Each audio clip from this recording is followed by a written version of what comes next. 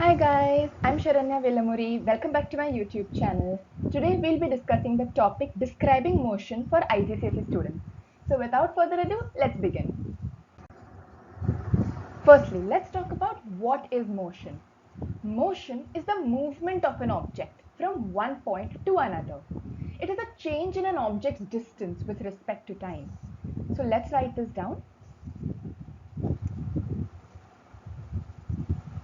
An example of motion is that suppose I'm moving from one room to another room, or one place to another place, or from home to school, or home to work.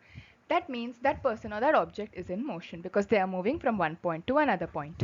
Now, motion is always relative to reference points. Motion always requires a reference point for it to be measured.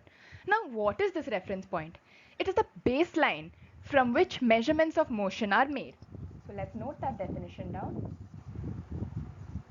So now let's take an example of reference point. For example, if you're sitting in a train, from your point of view, the trees and building. For example, if you're sitting in a train, from your point of view, the trees and buildings outside will be moving. But if you stand outside where the trees and buildings are, you will feel that the people inside the train are moving. This is an example of reference point. Now, motion is of two types, uniform motion and non-uniform motion. What is uniform motion? Uniform motion is when objects are moving at a constant rate. So let's write here constant rate of motion. This means that suppose an object is moving 1 meter every 1 second. The next second it's going to move another meter. So that's 2 meters in 2 seconds. Similarly, in the next second it will move 3 meters. So total of 3 meters in total of 3 seconds and so on. In short, the distance moved is proportional to the time taken for the object to move that distance. Now, what is non-uniform motion? As you may have guessed, non-uniform motion is when the rate of motion is not constant. Not a constant rate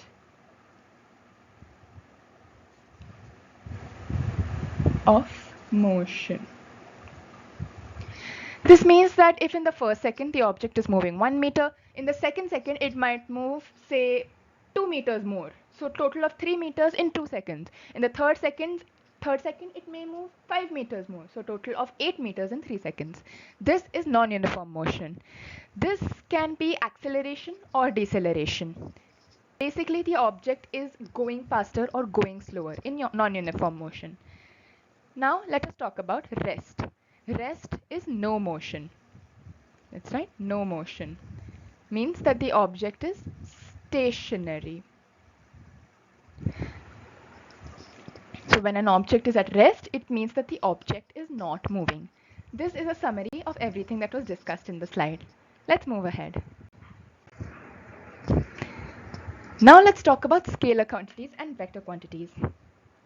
So basically, in physics, we have a lot of quantities such as momentum, acceleration, force, time, speed, distance, displacement, velocity. All these aspects are called quantities. Now these quantities can be categorized into two. First one is scalar and second one is vector quantities. Now, what are scalar quantities? Scalar quantities are those that have magnitude only. Magnitude only. Now, what does that mean? Magnitude is basically the size of a quantity. So like 1 minute, 2 minutes tells you how many minutes there are. Sorry. So like if we take an example of time, 1 minute, 2 minutes, that tells you how many minutes there are. But there is no direction of time, is there? Similarly with mass, we have 1 kg, 2 kgs, 10 kgs, but there is no direction. Other scalar quantities include temperature, energy, speed, distance, and time. Now, we have vector quantities. One example is already shown here, which is velocity. But what are vector quantities and what makes velocity a vector quantity? Vector quantities are basically those that have magnitude as well as direction.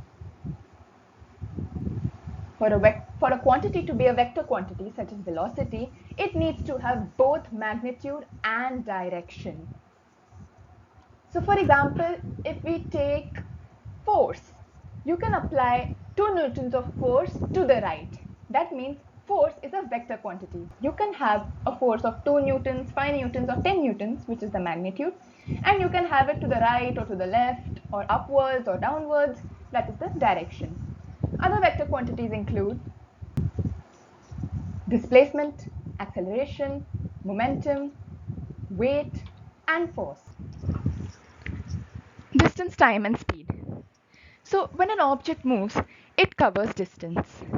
Distance is a scalar quantity and it can't be negative because it has only magnitude. So it only increases with time. When it's going to be negative is if it has a direction. So it would be moving forward or backward with respect to that particular point of origin. Distance is measured in millimeters, centimeters, and kilometers. So let's note down the key points. Firstly, distance is a scalar. Next, it can't be negative. Third is that it only increases.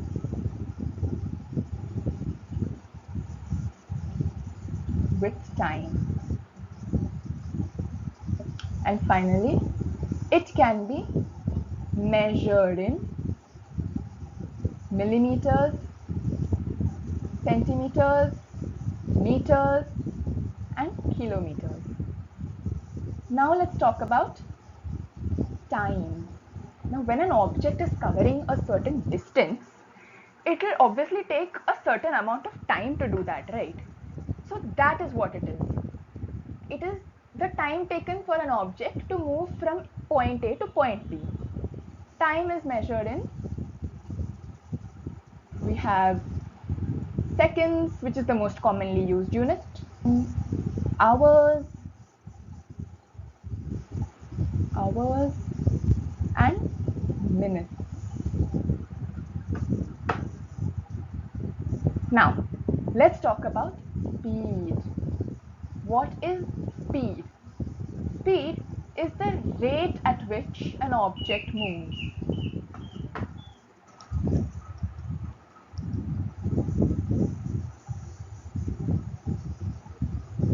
Which an object moves. It is most commonly measured in meter per second. That's the unit of speed. Now, speed is a scalar quantity. Now, if we see the unit of speed, that is meter per second right here, you'll realize that this pretty much defines what is speed. Speed is a measure of how much distance, that is meters, is covered in how long, that is seconds, how many meters and how many seconds. That's why meter per second. So that's it about speed, distance and time. Let's move on to the next slide. Now we have the distance, speed, time triangle, the formula triangle, which basically demonstrates the relationship between the three quantities that we just discussed. So in this way, we can come up with three equations. One is that speed is equal to distance upon time. Next is that distance is equal to speed into time. And lastly, time is equal to distance over speed. These are the three equations. So you can use this, if you find distance and time, you can use it to calculate speed. If you find speed and time, you can use it to calculate distance. And if you find distance and speed, you can use it to calculate time using these three formulas. Average speed and instantaneous speed. In average speed, the total distance and total time is taken. And in instantaneous speed, the distance and time in that moment, in that second or in that millisecond is taken for calculating speed. Now you can measure speed using light gates as shown. Look at the first image here. It uses only one light gate. When one end of the car passes, the beam is cut and the timer starts. When the other end passes, the beam is complete. This beam of infrared light, right? It is complete and the timer stops. The time in between is your value of time over here that you plug in here, right? The length of the car, that is 5 centimeters, that is your distance. And you can calculate speed using these two values using the formula speed is equal to distance upon time. Now if you have two light gates, basically when the car cuts the beam in the first light gate, the timer starts, and when the car cuts the beam in the second light gate, that time the timer stops. Again, the time in between is your time value, the distance between the two light gates is your distance value that you have to measure, and speed you can calculate by using the formula. Now, displacement, time and velocity. Let's discuss these three quantities. Time is, well, we have already discussed about it. Let's talk about velocity. Velocity is speed with direction.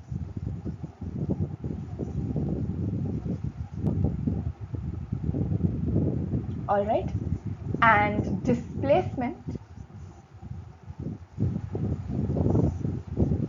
is distance with direction. Both these quantities are vector quantities. All right, let's write it somewhere here. We can write these two are vector quantities. They can be negative depending on whether the direction is forward or it is backward from the given point of origin. Note that when direction is not in question, that time speed and velocity can be used interchangeably. Similarly with distance and displacement, they can also be used interchangeably when the direction is not in question. Now, we can represent the relationship between these three quantities as a formula triangle, just as we did with speed, distance and time. So, let's draw our triangle right here. All right. So, we have velocity is equal to displacement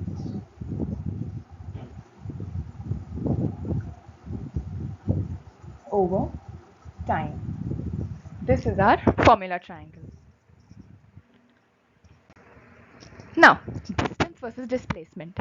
As mentioned before, distance is a scalar quantity and displacement is the vector quantity counterpart of distance.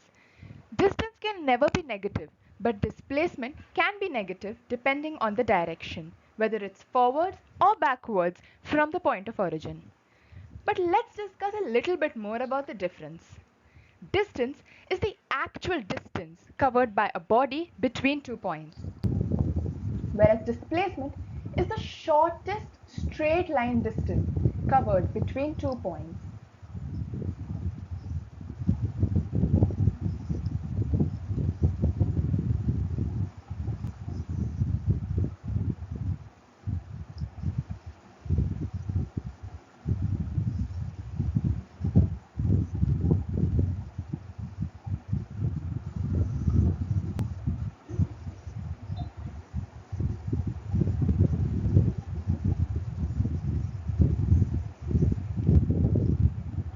If we take an example of 2 points, point A and point B,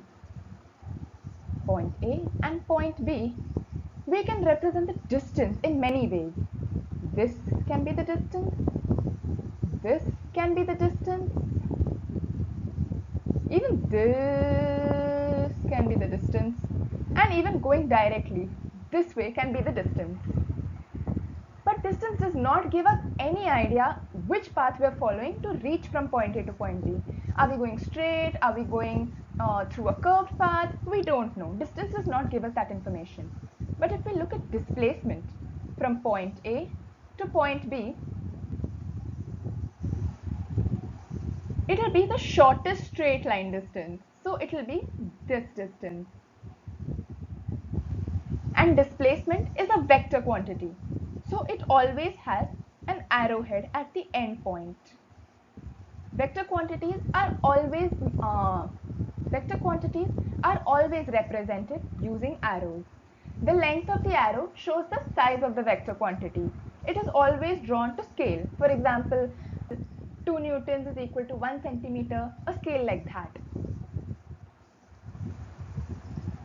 So now this distance is our displacement. This arrow is our displacement. It has a direction that is towards the right from point A to point B, and it has a magnitude. Say the magnitude can be anything, say 400 meters.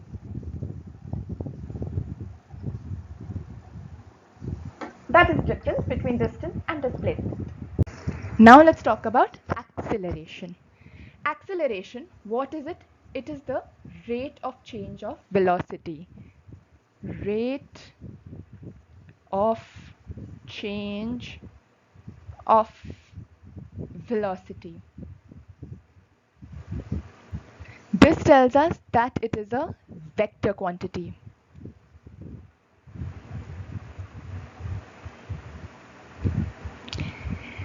Rate of increase of velocity is acceleration.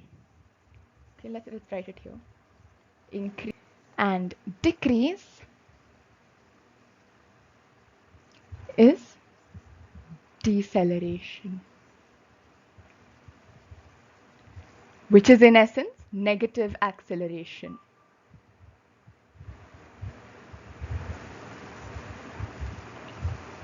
All right. So yes, deceleration is in short the slowing down of a body. All right. So the formula of acceleration is change in velocity over time, which can be written as v minus u over t, where v is the final velocity, u is the initial velocity, which is essentially the change in velocity. V minus u is essentially the change in velocity, and t is the time. Thank you so much for watching this video. Hope you enjoyed the video. In the next video, we will discuss about the graphs of motion. Until then, bye-bye.